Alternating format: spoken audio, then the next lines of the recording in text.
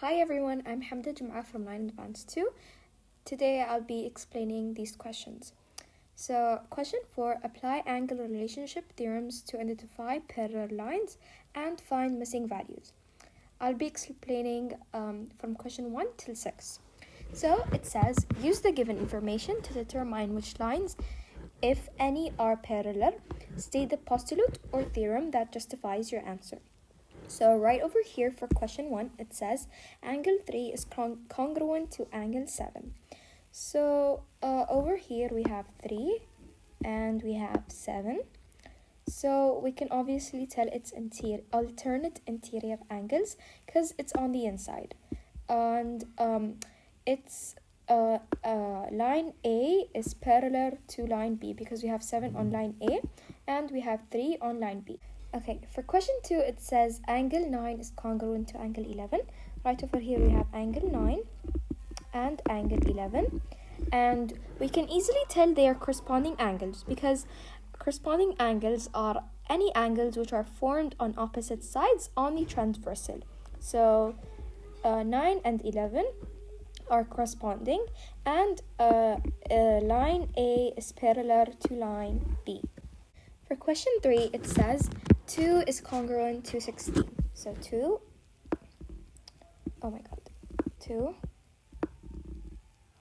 and 16. They're both on the outside, and we can obviously tell that it is alternate exterior angle because it's on the outside.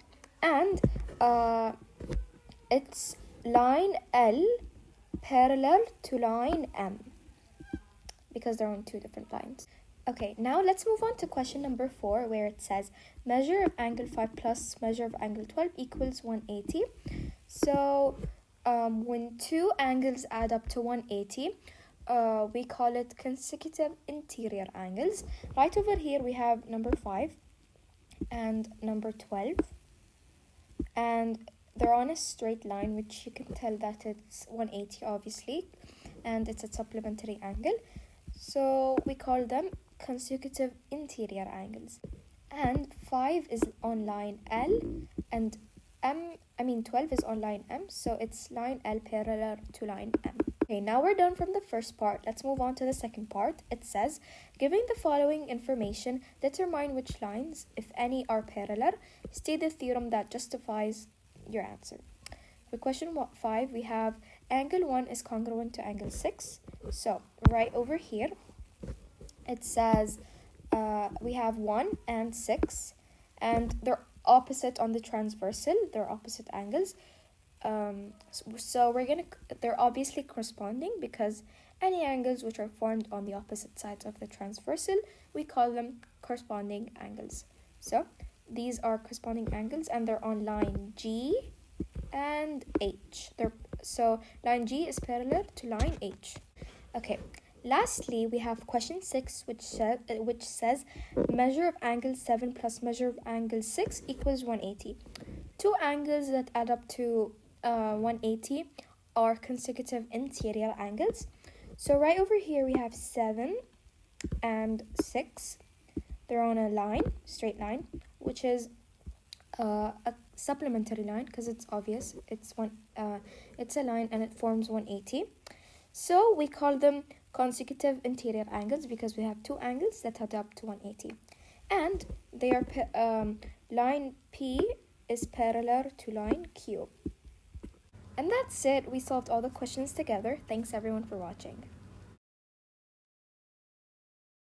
Math, I will be explaining question 2 presented by Rolla Safe, grade 9 advanced 1. Question 2. Prove theorems about angles by using the angle addition postulate.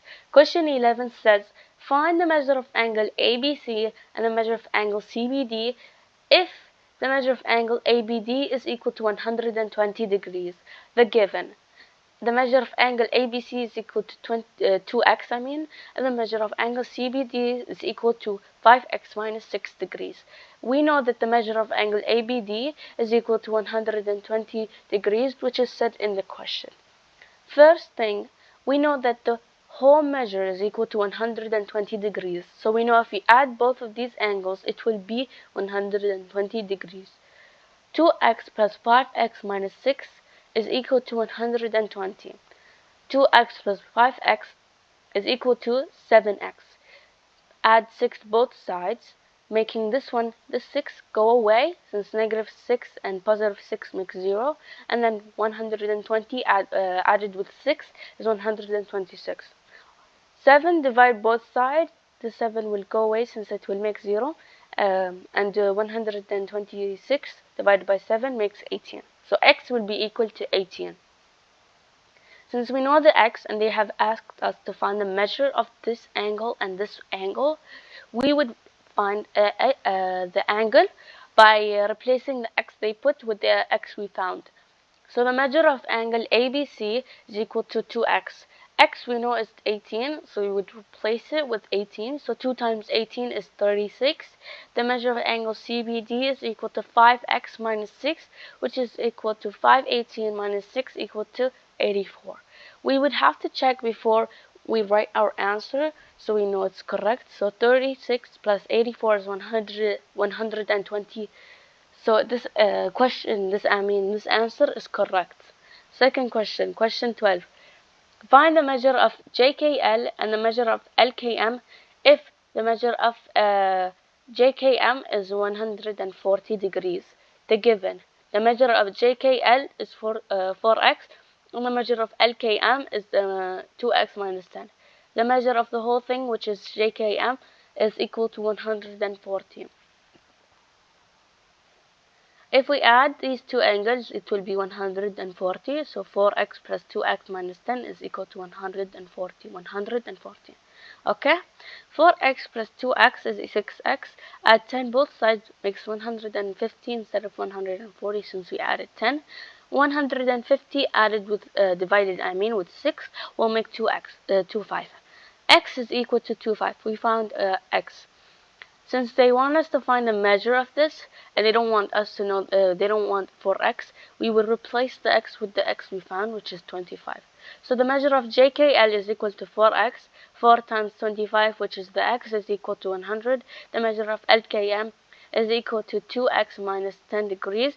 We know x is 25, so 2 times 25 is minus 10, which is 40. To check our answer, we will have to add both of these angles to make 140. 100 plus 40 is 140 degrees, which means it's correct. Thank you for listening to my presentation. Hi, this is Safa Yasser from grade 9 advanced 1, and today I will explain about AAS congruence, which is angle side congruence.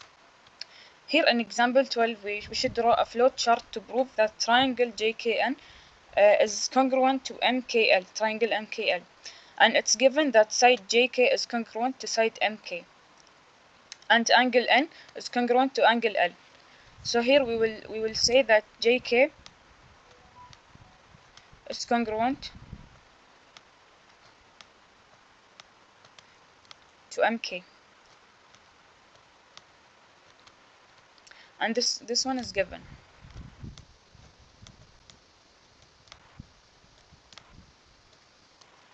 And also we know that angle N is congruent to angle L.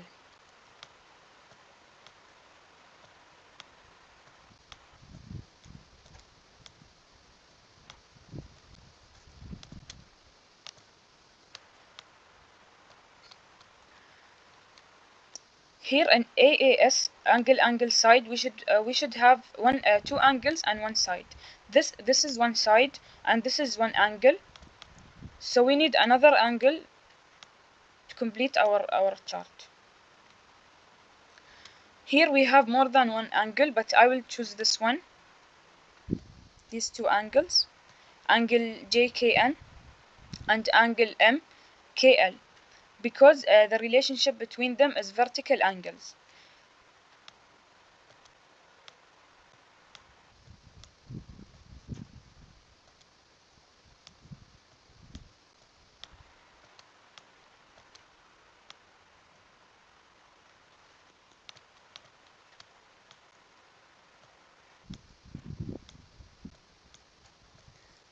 As I said, the relationship between them is vertical angles. So we will say definition of vertical angles.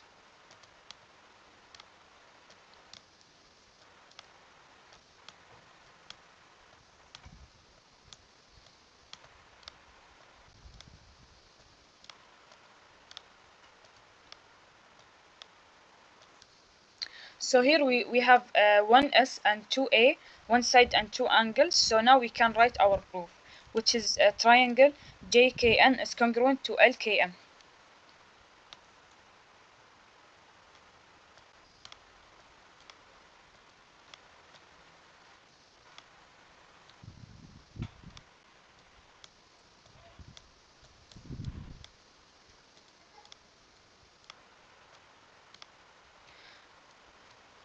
And we prove this question by AAS congruence.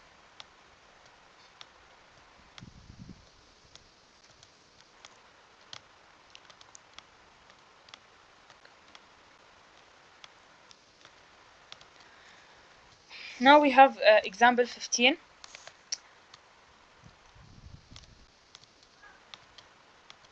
In example 15, we should use two-column proof to prove that triangle MSB, which is this one, is congruent to triangle RQB. RQB.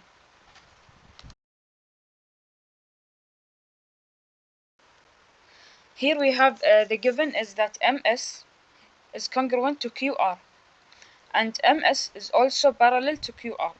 So we will use these two to write our statement, and the reason will be given.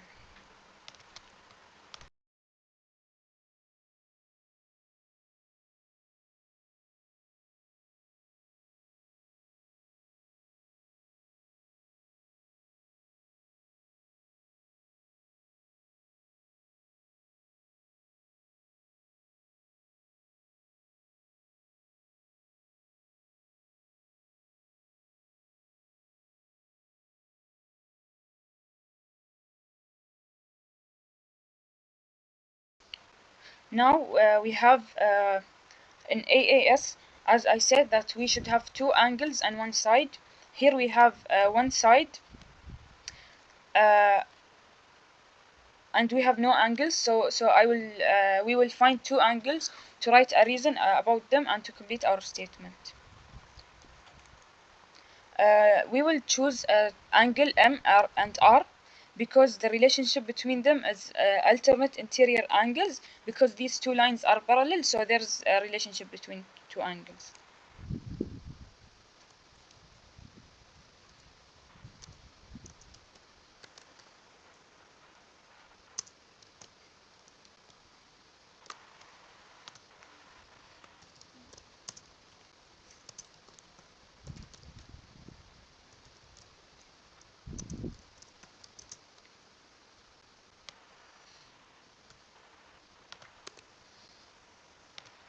So here we have we have one side.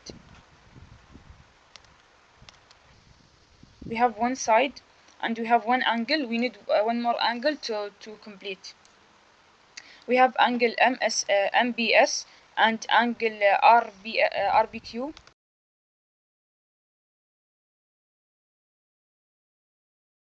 and the relationship between them is vertical angles.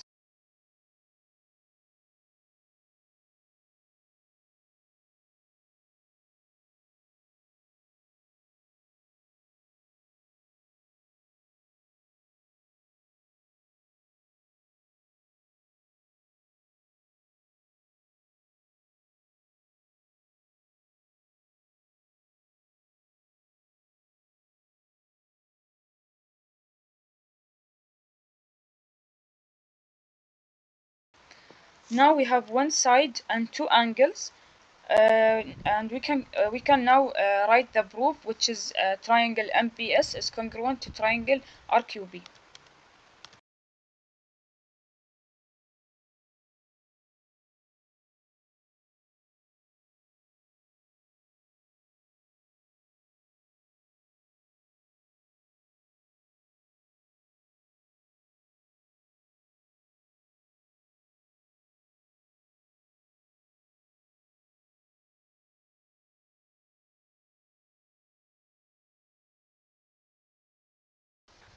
And we use the AAS congruence to prove our statement.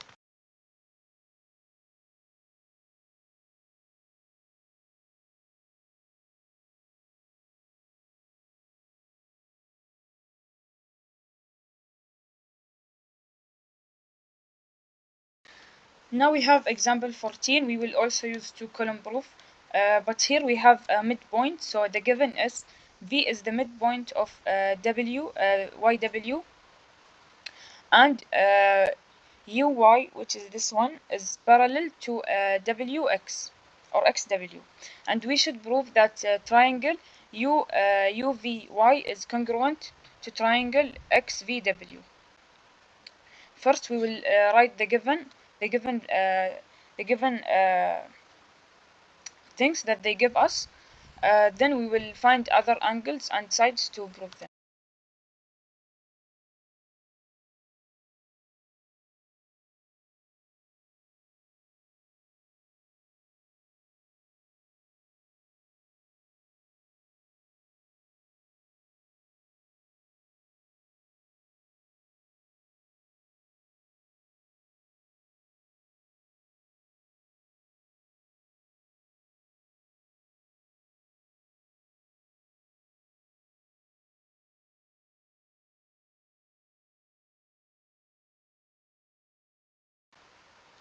Here I wrote the given values, and we should prove it by AAS. So we have one side, and we should find two more angles to prove this one.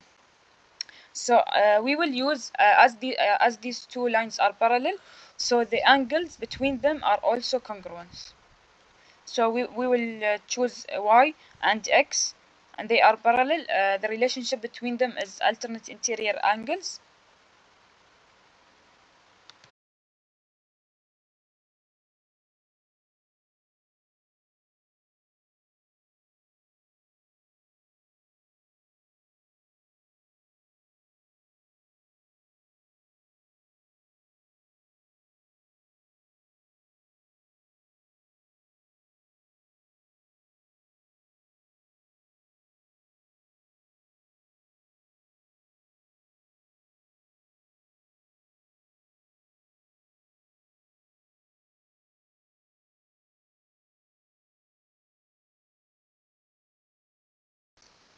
And we will also choose the angle UVY and angle WVX. They are vertical angles, so they are congruent.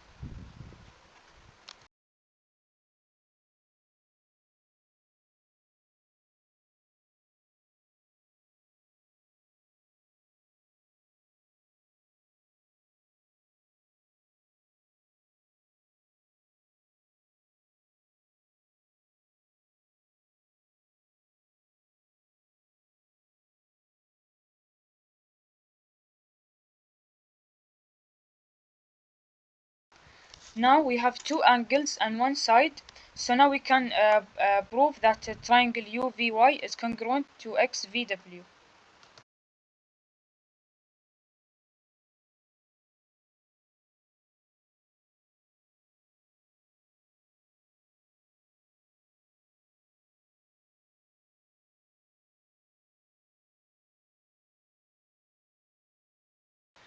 And we use AAS congruence, angle side congruence, to prove this one.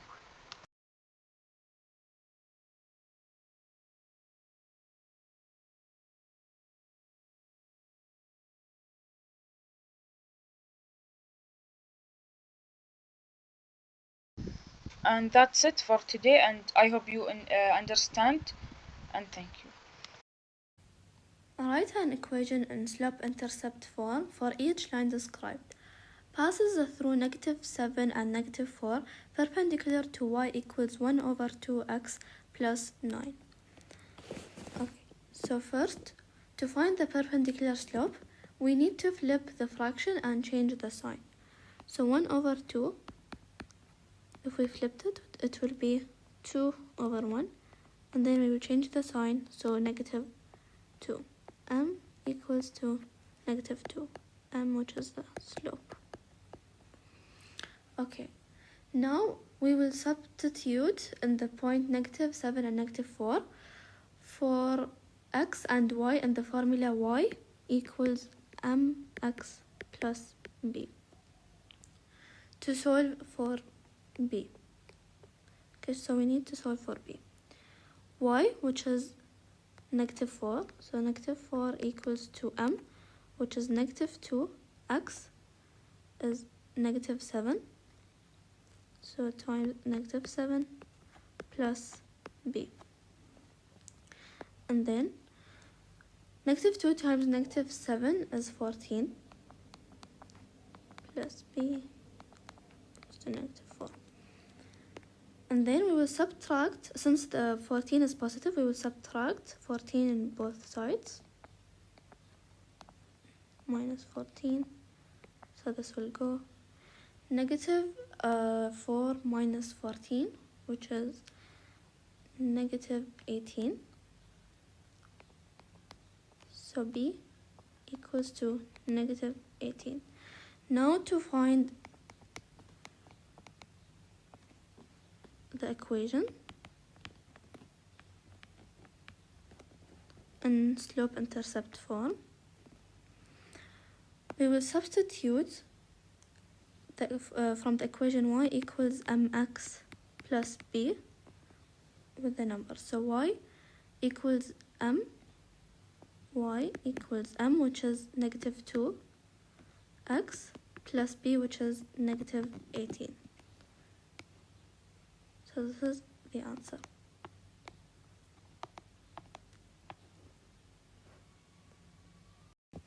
So now we have the question passes through negative 1 and negative 10 parallel to y equals 7. So since we have y equals 7, so the m will be 0. M is slope. Okay, then to find b, we will substitute numbers by using the equation y equals mx plus b.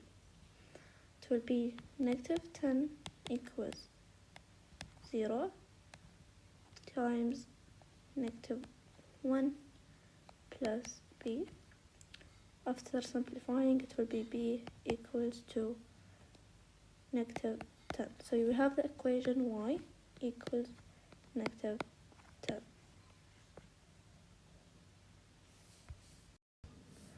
Now for question passes through 6 and 2 parallel to y equals negative 2 over 3x plus 1. So we know that m equals to negative 2 over 3.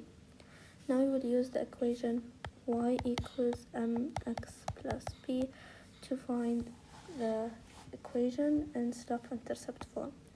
But first we should find b. So after substituting, it will be 2 equals to negative 2 over 3 times 6 plus b. Okay, after simplifying, it will be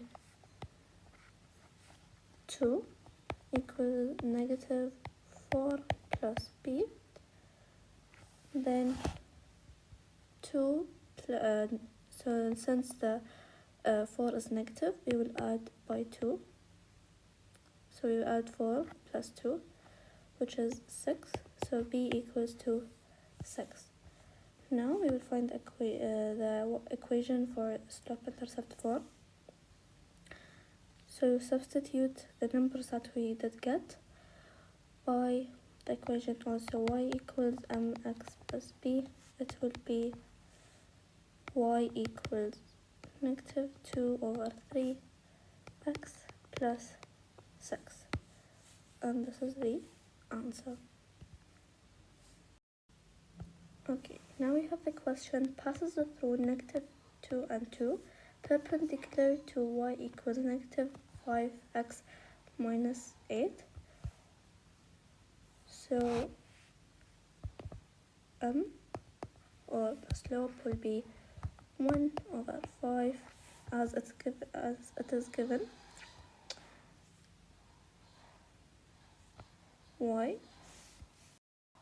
Okay, so now we have the question passes through negative 2 and 2 perpendicular to y equals negative 5x minus 8.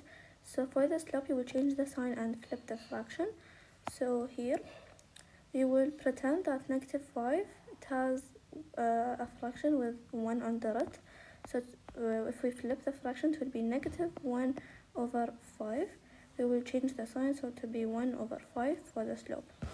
Then we will substitute for the equation y equals mx plus b. We will have 2 equals negative 2 over 5 plus b. So after simplifying, we will have 12 over 5 for b. And then for the equation, it would be y equals 1 over 5x plus 12 over 5, which is the answer.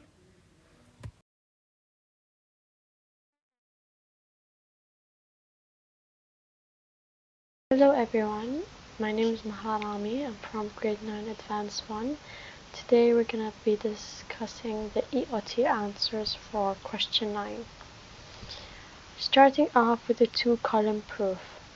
So what is given that S is congruent to V? Angle S, which is this one, is congruent to angle V. And T is the midpoint of SV. Now they want us to prove that triangle RTS is congruent to UTV. Now over here we have the two-column proof, which has the statement and the reasons. Both the first and second statements should be the given. So angle S is congruent to angle V. That is already given over here. So the reason for it is going to be given, and T is the midpoint of SV, which is also given. Now ST is congruent to TV. As you can see, ST is congruent to TV. This is the definition of midpoint. What is this? What is this? Okay. This is the definition of midpoint. And now RTS is congruent to VTU. This is the definition of vertical angles theorem. Vertical angles are two lines that is formed in the shape of X, and this angle right over here and this angle right over here, they are congruent to each other. It's always like this. So it's vertical angle theorem. Therefore, RTS is indeed congruent to UTV by the reason A as A angle side angle. Now for the flow proof. Flow proof is, in my opinion, one of the easiest ways to prove these lessons. So what is given over here is that AB is congruent to CB, AB is congruent to CB, alright, and angle A is congruent to angle C. You can see that by these two lines. And DB, which is right over here in the middle, bisects ABC. That is given. Now they want us to prove that AD is congruent to CD, right? So we're going to start off by the given, as we've mentioned. AB is congruent to CB, and angle A is congruent to angle C. And then AD is congruent to CD by the CPCTC. CPTC is. How are you today? I will explain for you question 17. Prove the exterior angle theorem and apply the theorem to solve problems 5 to 8. Okay, let's start.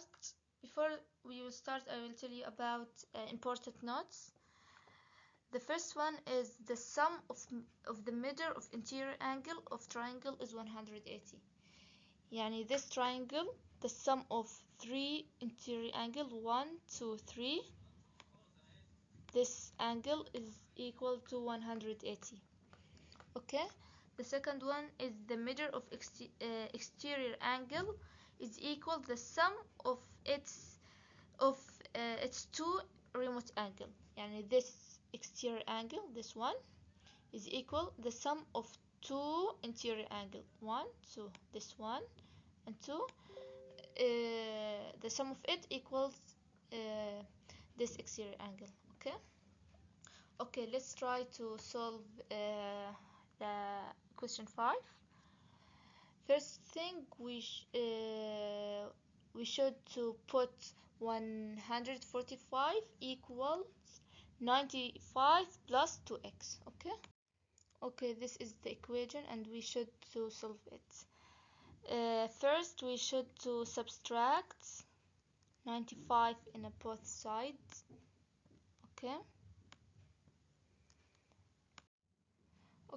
After I subtract, the 95 will remove, and 145 minus 95 equals 50, so 50 equals 2x.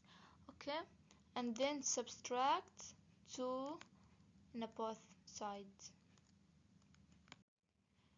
So after I subtract, 2 will remove and x will come down, and 50 divided by 2 equals 25.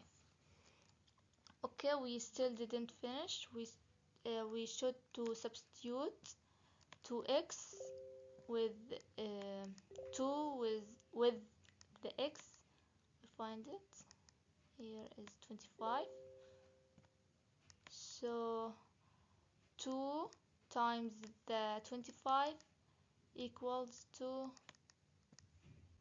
50.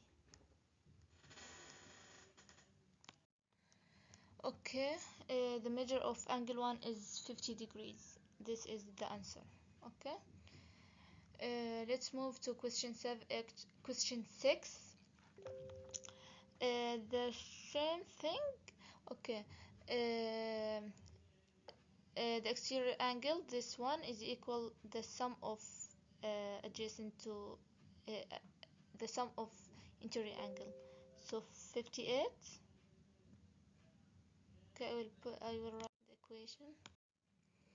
So here 58 equal x plus x, because this exterior angle equal this two angle. And then after I add this to x equal to, after I add it, that give me 2x equal 58, sorry, and then divide 2 both sides, and then the final answer is 29. The x give me 29. So here measure of f is equals to 29 degrees. Let's move to question 7. Here we have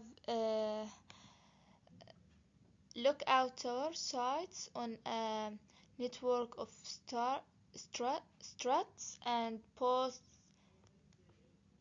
Measures 2 angle on the tower. If measure of angle 1 equal 7x minus 7, and the measure of angle 2, this angle 1, here the measure of angle 1, this one here, is 7x minus 7, and the measure of angle 2 is 4x plus 4, this angle 2. And the measure of angle 3 is 2x plus 6, this is angle 3. Here we will do the same thing, exterior angles. So the equation, it will be, I write here angle 2 plus angle 3 equals to angle 1. This two angle equals this angle. And then I substitute it, and then simplify. 4 plus 2 equals 6x, and 2 plus 6 equals 8, sorry, and 7x minus 7, and then I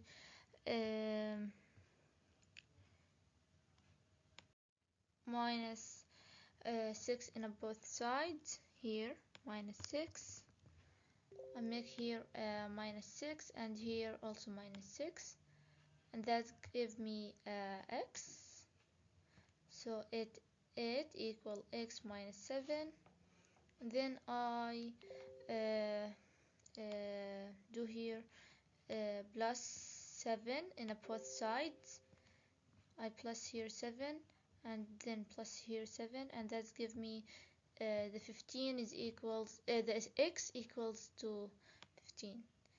Okay, but I'm still didn't finish. I should to find angle 1. So I do substitution. 7 times 15 equals 105, negative 7, and that equals 298. So measure of angle 1 equals 298. Okay. In the last question, I do the same thing. I do it in this old question. Okay.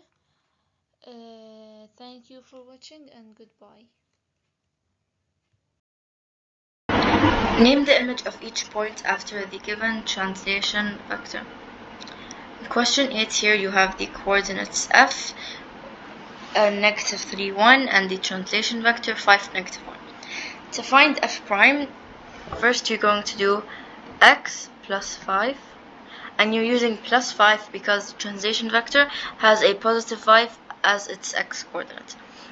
And then you're going to use substitution and do negative 3 plus 5, which is equal to 2.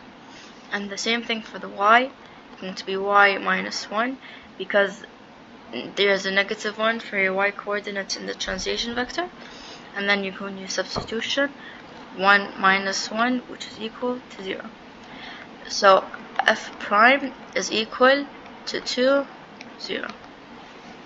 And then question 10 here, you have point P, which has the coordinates of 9 and 1.5, and the translation vector 3, negative 0.5.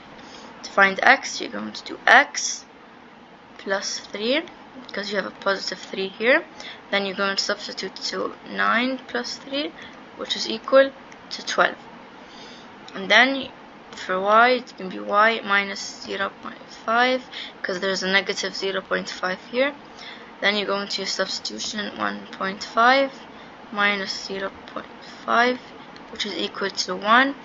And then you have your coordinates of P prime, which is 12 and 1. And then for question 11 here, the image of A prime, of A, negative 3, negative 5, under translation is A prime, 6, negative 1. Find the image of B, 3, negative 2, under the same translation. First, you're going to want to find the translation for B prime, which is to find x, you're going to use 6 minus negative 3, which is equal to 9. And for y, negative 1 minus negative 5, which is equal to 4. You're basically subtracting your A coordinates with your A prime coordinates. And then you have your equations, x plus 4 and y, x plus 9, and y plus 4. And then you're just going to use the same substitution steps. 3 plus 9 equals to 12, and negative 2 plus 4, which is equal to 2. So you have your B prime coordinates, which is 12 and 2. Good morning, everyone. Today we will review the 9th grade advanced stream EOT part 3. We will discuss 3 topics, which are the SAS congruence, line relationships, and SSS congruence.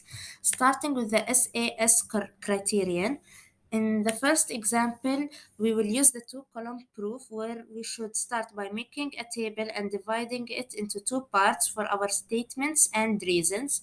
Here we are given that NP is equal to PM, and NP is perpendicular to PL. So we have to prove the triangle NPL is equal to the triangle MPL. First, we have that line NP is equal to PM. This is already given.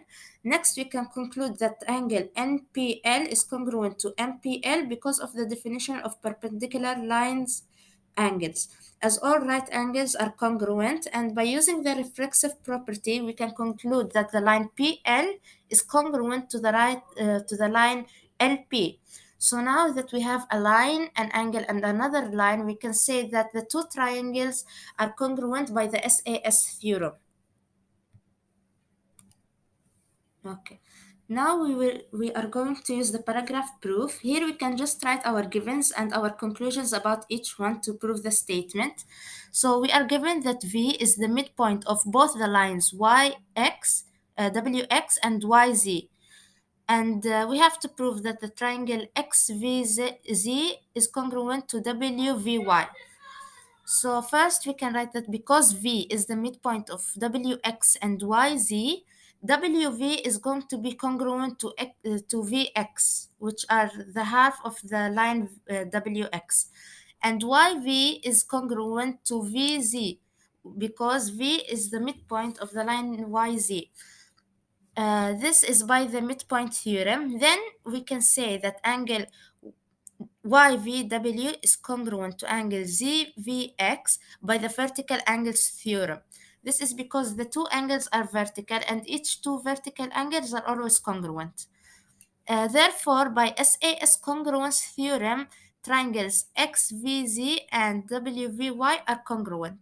So now that we have two sides from each angle and one angle, we can say that these two angles are congruent by the SAS congruence. Okay, so next is the flow proof. We can start by making boxes with each one of the givens written inside a box. Then we add arrows to connect other boxes that hold our conclusion. Here we have, in each box, we are going to write the givens. Here we have three givens, so we will start by three boxes. In the first box, we will write that line PR is congruent to line DE, and under the box we have to write given because that's where we got the statement from. Then we have line PT is congruent to line DF, which is also a given. Then, as another given, we have that angle R is equal to angle E and angle T is equal to angle of F. This is a given. But each one of these angles is not included, as in the SAS congruence, the angle should be in between the two given lines. But since we have two angles from each triangle that are congruent, we can directly say that the angle P is congruent to angle D by the third angle theorem, as all the angles in a triangle should add up to 180. If we have two similar angles, then automatically the third one will be similar.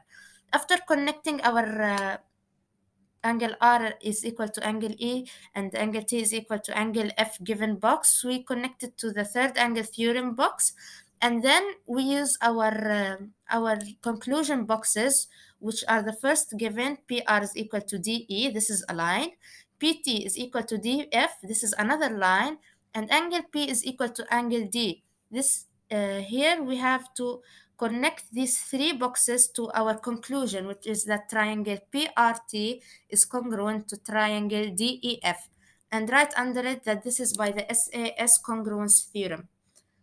Okay, next we are going to go to the next topic, which is classify lines as parallel, perpendicular, or neither by comparing slopes. So we can know the three cases by case number one. In case the lines are parallel, they have the same slope. So if any two lines have the same slope, there you will automatically know that they are parallel. Second case is if the lines are perpendicular, then the slopes should have a product of -1, which means that if you multiply the slope of line 1 by the slope of line 2, you should get the answer as -1, or else they won't be perpendicular. If the slopes don't multiply to -1 and are not the same, then the lines are neither perpendicular or parallel. Okay, so our first example is what is the relation between A, B, and C, D? Knowing that point A is 3, 6, point B is -9, 2, point C is 5, 4, and point D is 2, 3. So first we should find the slope of each line. We have the slope, we start by line AB. To get the slope, we have the equation y2 minus y1 over x2 minus x1. So here we will take the y2, which is the y of the b, it's 2, and the y1 of point A is 6. So we have 2 minus 6 on the top of our fraction, and below we should write the x2, which is negative 9, minus the x1, which is 3. Here you will get the answer as 1/3. Then we can do the same for line CD, as we have y2 3 minus y1 4 over x2, which is 2, minus the x1, which is 5, and we will get the same slope, which is 1/3. This means that the lines are parallel. In other examples, you may find that the slopes can multiply to -1. In this case, the lines will be perpendicular. But if they cannot multiply to -1 and are not the same, then the lines are neither perpendicular or parallel.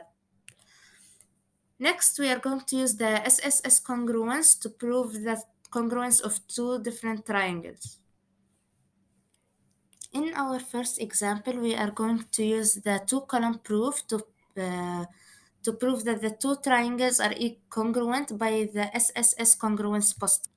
So here we are given that line AB is congruent to line CB and D is the midpoint of AC. We have to prove that triangle ABD is congruent to triangle CBD. So first we have to write our given, which is that AB is congruent to CB. This is one line. I marked all the lines that we are going to use in red. And the congruent corresponding side from the other angles. So SSS stands for side, side, side, while SAS that we took previously stands for side, angle, side.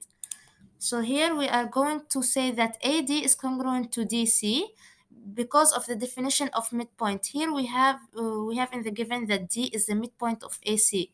So it comes in between A and C, which means that AD and CD are going to be congruent. Now we have two lines. We need to find the third one. The third one is going to be BD is congruent to DB by the reflexive property. Now the reflexive property is when you say that, for example, angle 4 is congruent to angle 4, or line A is congruent to line A. Like it's basically the same thing. It's a reflection of itself. So BD is congruent to DB by the reflexive property. Therefore, triangles ABD and CBD are congruent by the SSS congruence. Okay. In the next example, we are going to use the flow proof, starting by putting each given in a box. Our first given is that RS is congruent to TS. We put this in our box. Next, our given is that V is the midpoint of RT. This is also in a box. These are our only givens right now. But so now we are going to start with this. V is midpoint of RT. This is actually like, it's not a solid given because it doesn't really prove that the triangles are equal, but we can know that since V is the midpoint, that means that VR and TV are congruent. This is by the definition of midpoint, because the midpoint divides the line into two equal parts. Then we can say that VS is equal to SV by the reflexive property of congruence. After doing this, we connect the boxes to our conclusion, which are triangle RSV is equal to triangle TSV by the SSS congruence. Now you can't go directly and connect V is midpoint of RT to the conclusion box because it doesn't really help. You just need to take the main parts, which are VR is equal to TV, RS is equal to TS, and VS is equal to SV. So this is the end of part 3. I hope you guys all the best in your exams, and hopefully this video helped you get a better idea about our topics. Bye!